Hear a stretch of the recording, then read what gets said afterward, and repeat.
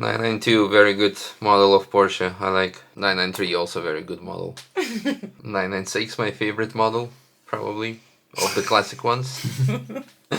You gonna name all the models now? Well, there's only 997 left, because 997 There and woo! Ta-da! Woo! I need a horn or something. Don't have that, but yeah. You just have to imagine I have like a blowing horn or something. Okay, I'm gonna take mine. All the sync claps. Yeah, 500,000 subscribers on the channel. Wow. To be honest, I don't know what to say, because first of all, it came kind of out of a sudden the last few days. So we've been gaining like 3, 4, 5,000 a day, thanks to YouTube Shorts mostly. That was very quick, and unnecessary. Yeah, very close, I wanted to say.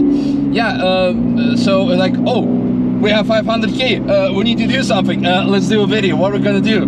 Like, I don't know. Well, first of all, most importantly, I want to say massive thank you, of course, to you, Adrian, as well, for making it happen partially over the last 2 years, or 1.5 years, or 1 year and 1 month or something, I don't know. Yes. And when I joined you, it was 313,000 subscribers. So we gained 200k in a year. That's crazy. That's amazing. Yeah. But most importantly, thank you to all of you guys for watching the content, for following, for everyone supporting the channel through the good times, through the bad times. Most importantly, through the bad times, that I appreciate the most, because you know, through the bad times you start finding out who is supporting you and who is just like, haha, you finally made a mistake. Ha, I feel a lot more better now. No, thank you so much. And probably I don't know, I'm doing this whole YouTube thing wrong, because usually you need to do like some sort of like, oh, let's do a giveaway for 500k plus, but I have no clue what to do. So we're already doing a giveaway of this car at some point, so I think that's already good enough of a reason for later in the year.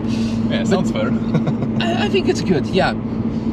No, thank you everyone for the amazing support, but also at the same time, I have to be honest, and I need to say that nowadays, the subscriber numbers don't matter anything at all. Because when I look at my statistics, I think over 70% of the views come from non-subscribers. And that's what you can see. Of course, like we have 500,000, on average video it gets watched by 50,000, sometimes 100,000 and more, etc, etc. I don't expect everyone to watch every video every single day, of course. But again, nowadays it's not as much value, because also when you subscribe, sometimes YouTube decides to unsubscribe you from the channel you subscribe to without your consent. And like I said, most of the views come just like randomly from people, etc. So I appreciate it, it means a lot, but at the same time, for me, most importantly is the interaction that is happening. Big fan of the 24/7 performance. The interaction that's happening between me and people on the channel. So since I didn't know what to say, I think maybe I can talk a bit about where it all started and how it all started. As you can see, I'm driving pretty slow because I want to like actually really talk to you. And yeah, my YouTube, well, the very first video on my YouTube was probably uploaded somewhere in 2009 or so, in the beginning days of YouTube. I had no intentions of doing anything. It was like me doing drag racing, like professional drag racing, sometimes illegally on the street, with my scooters back in the days, and also some racing content when I started racing, first of all. But really doing something happened when we decided to do Boosted Boris. And now all raise your hands, who is there from the beginning days of Boosted Boris? You know, actually now it starts meaning something, because Boosted Boris is a character we came up in 2014, I think. Oh, we don't have the blowing facade, but we have balloons. That's the 0, and the other 0 and the 5 are missing somewhere. The Boosted Boris character, yeah. It started in 2014 as a joke, because I went to Billsport in Sweden. It was like biggest car tuning fair that they have there, or had back then. And I was working with a company back then called Downforce Clothing. They were making car clothing, or like clothing for automotive enthusiasts. And they also had a YouTube channel which had a character named Captain Redbeard. And on that weekend of the expo show, Captain Redbeard said, guys, I love you, but on that weekend is my birthday and I'm gonna drive 800 kilometers to do a stupid YouTube video that's gonna be only watched by 100 people. Fair enough. Speaking of which, your birthday is this week, so Sunday or? Yes, Sunday. Yeah, so on Sunday everyone can DM Adrian, you wish him a happy birthday. Yeah, so the guys from Downforce Clothing said, Misha, you're gonna be our host. I'm like, shit. Well, I need to be at least as awesome as Captain Redbeard.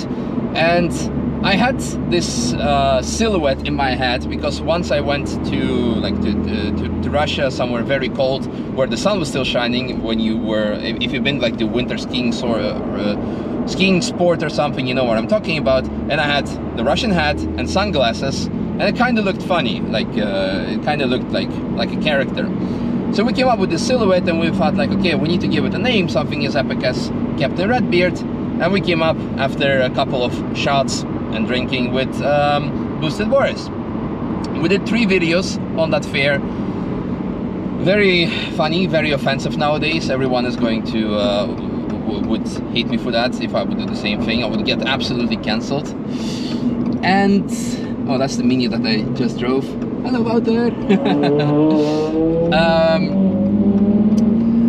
We did a few videos. That was all cool, all fine, but people loved it. People enjoyed it. But for me, it was like very cringe still, and I could only perform on camera when I would be hiding behind the sunglasses and hat and with the camera guy. So long story short, later on 2015, when I moved to the Nürburgring, actually I'm lying, I think the first Boosted Boris episodes were in 2013. Fast forward to 2015, when I moved to the Nürburgring, I decided, you know what, I want to have something of my own, let's give this YouTube thing a try. So 2014 recorded probably 15 videos of Boosted Boris. I remember my first big moment when I was sitting and like, oh my god, this is amazing! It was when I did a video with Nathan, not Stateside Supercars, but the other guy who was driving a Ford Transit van. And we did a lap with him, and it got shared by Car Throttle, and it got overall 12,000 views within the first few days or within a week. And I was sitting there, my god, 12,000 views. This is amazing. I look at the AdSense, I earned 15 euros.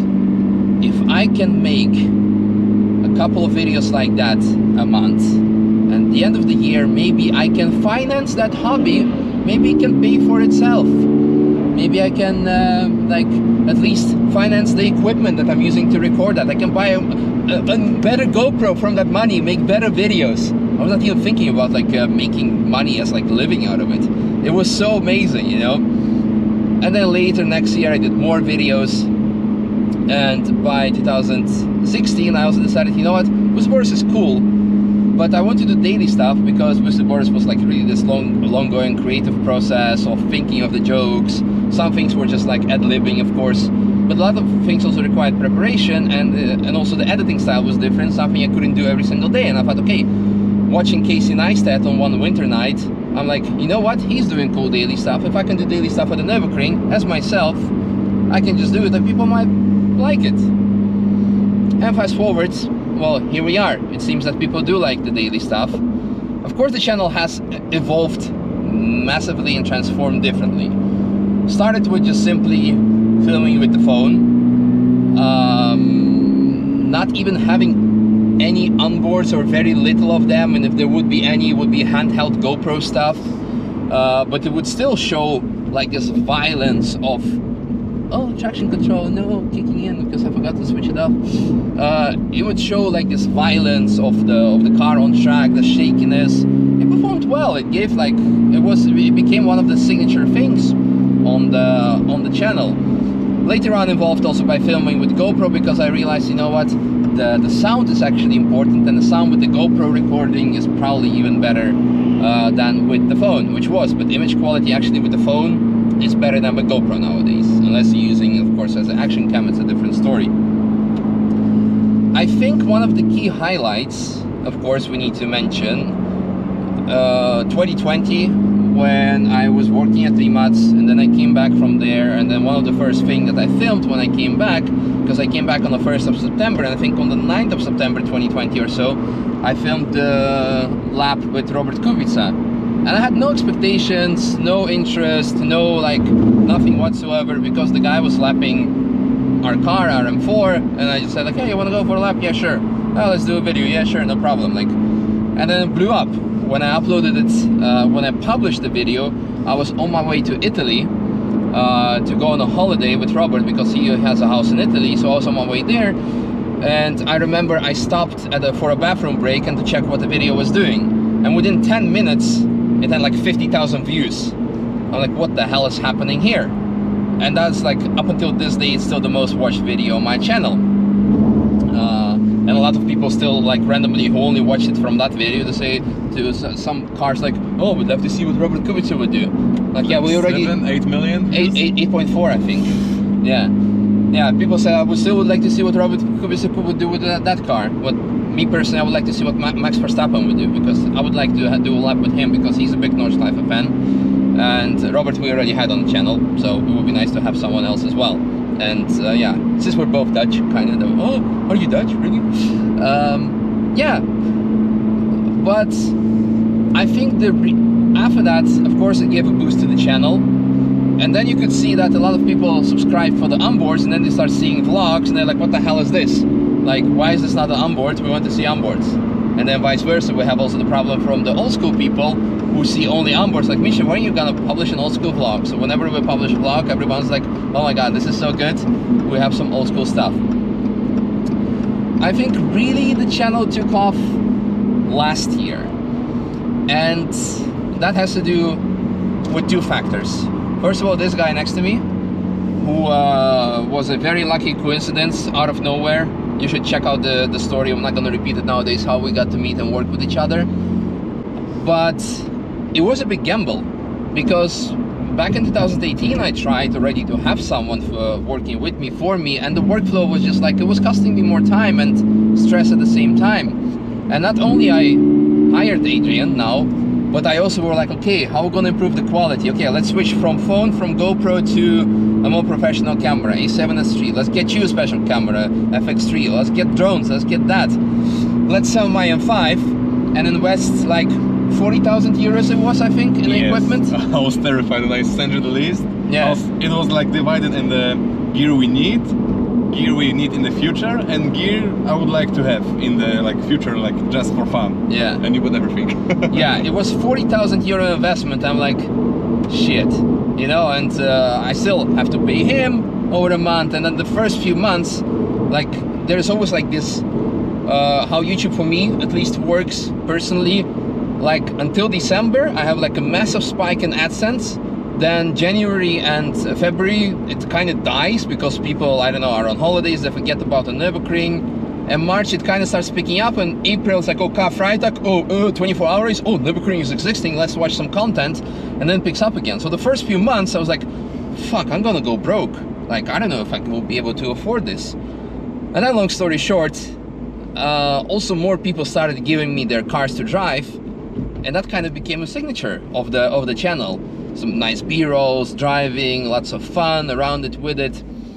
And last year was the best year when it comes to channel performance, whether it's in views, most importantly also AdSense. I was able to afford myself to crash a car, a very expensive one, and to afford everything else on top. So I think it's now like really, it has paid off, let's say that way. And never forget where you came from. And I will definitely never forget, because like I said in the beginning, when Car Throttle shared my first boosted Boris video that got 12,000 views, and I was like, oh my god, I have 15 euros, and now I can crash a 50,000 euro car and be like, well, you know what, things happen, but we're still alive and it's all good.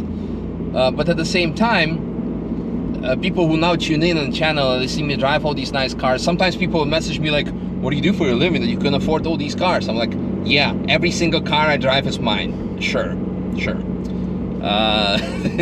It's funny, but it didn't happen overnight, and I don't take things for granted, because the first years, I would say from 2013, obviously, up until 2020, the mid 2020, the YouTube was giving probably, I would say, between 500 and 2,000 euro a month for me.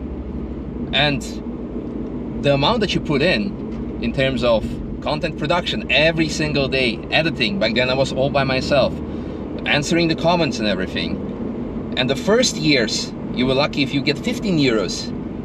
So everything combined, spread out, even up until this day, that where I can live actually a comfortable life of it and actually go, do interesting stuff, and also for you guys with cars, with giveaways, etc. When you spread it over the last decade, we're probably still averaging out on like 2,000-3,000 euro a month, which in Germany would average like what's it called, education and opportunity. It's not that hard to earn, and for far less effort that you have to put into it. Yeah, I think that's kind of what I want to say. And on this note, if you are like an aspiring content creator, go for it. Push for it. It's possible, but it might take you 10 years to get there. But at the end, I think it might be even more rewarding to get there from all the lessons that you've learned in the past. And on top, I would like to say again, thank you very much for everyone who's been sticking through me and watching the shitty videos that were shot on the phone and all the other crap. It was shaky, and I'm still shaky quite often. Like people like, oh, why is your footage so shaky? It's because excitement. Exactly, it's because excitement. Like we can be like, I can stand and just like have Adrian film me himself and be like, good morning, comrades. Today we're reviewing this amazing Toyota GR86, and it's very similar to BRZ. And yeah, I think we keep on evolving. So massive thank you for everyone who made this happen. And on to 1 million. Let's see how quick it's gonna take us to reach that. Usually it's a lot quicker than reaching this and that. We don't get any plaque for this one. No golden button or silver button. I actually didn't even get a silver button for 100,000. Kind of sad. So maybe we'll get one. Maybe we'll get two when we get to reach 1 million. Okay, that's it. Thanks so much, and see you tomorrow's video, when I have no clue what we're gonna publish, because we have 50 videos that we shot last week. So we have to edit all up. edit all of them. So, but there is a Subaru that we're also gonna film now as well. So let's park up there and go do a lap. Bye. Bye. Well, since we have the analytics, let me guide you through this amazing graph over here of my lifetime subscribers. Look, like somewhere in September 2009, we started the channel. Well, I started the channel just to post some random stuff. Fast forward to 2016, and to be more precise, in December I announced that I will be posting videos on this channel from my perspective. So we gained like 15,000 subscribers or so. Fast forward to March, that's when we started Apex and we started posting. And basically from the end of 2016 or beginning of 2017, it took actually good 2 years to reach the first 100,000 by January of 2019. Then later on, the big jump was here, September 2020, when I posted the Robert Kubica video. We gained like 50,000 in a few weeks' time. So you can say that it took another 1.5 years. From beginning of 2019 was 100,000, and 200,000 was 1.5 years later. Then 300k was reached about a year later. Here actually it starts like really exponentially growing. So 400k I reached like a few months ago in November last year. And then all of a sudden here, massive spike, and especially the last few. So on April 1st we had 480,000, and tonight is April 12th. So it took 12 days to get another 20k. I think it's quite amazing.